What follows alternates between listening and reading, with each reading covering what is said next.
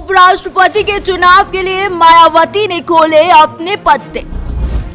उपराष्ट्रपति चुनाव में मायावती ने विपक्ष को दिया झटका। क्या वाकई बीजेपी की बी पार्टी के रूप में काम कर रही है बसपा? जानिए अब जयंत चौधरी पर क्यों टिकी है सबकी नजरें।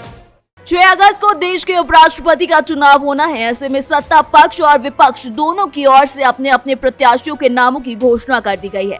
एनडीए की ओर से पश्चिम बंगाल की राज्यपाल जगदीप धनखड़ को उम्मीदवार बनाया गया है, तो वहीं विपक्ष ने उनके खिलाफ चुनाव में मार्गरेट अल्वा को उपराष्ट्रपति पद का उम्मीदवार बनाया था।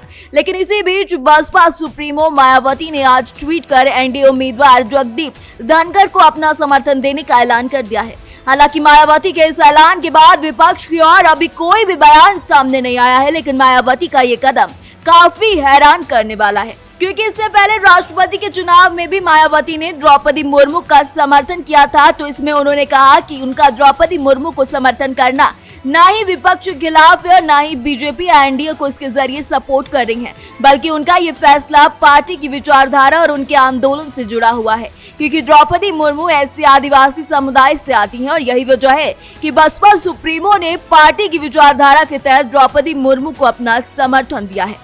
हालांकि विपक्ष हमेशा से ही बीएसपी को बीजेपी की बी पार्टी बताता रहा है। यूपी में हाल में हुए रामपुर और आजमगढ़ उपचुनाव में सपा ने इनडायरेक्ट रूप से बसपा की ओर से बीजेपी को समर्थन देने का आरोप लगाया है, तो वहीं उससे पहले राज्य में हुए विधानसभा चुनाव में भी बसपा की ओर से 88 मुस्लिम कैंडिडेट को चुनाव में उतारने पर सपा के खिलाफ उनकी ये चाल को बताया था।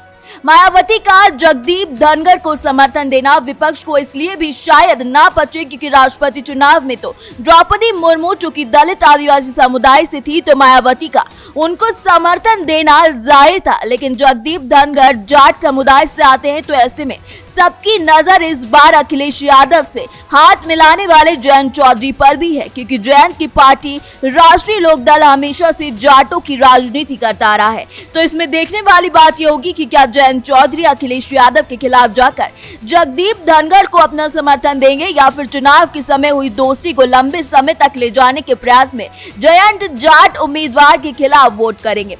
फिलहाल आपको बता दें कि 6 अगस्त को देश के उपराष्ट्रपति का चुनाव होना है। धनखड़ का राष्ट्रपति चुना जाना लगभग तय है। राष्ट्रपति चुनाव में दोनों सदनों में लोकसभा और राज्यसभा के सदस्य शामिल होते हैं।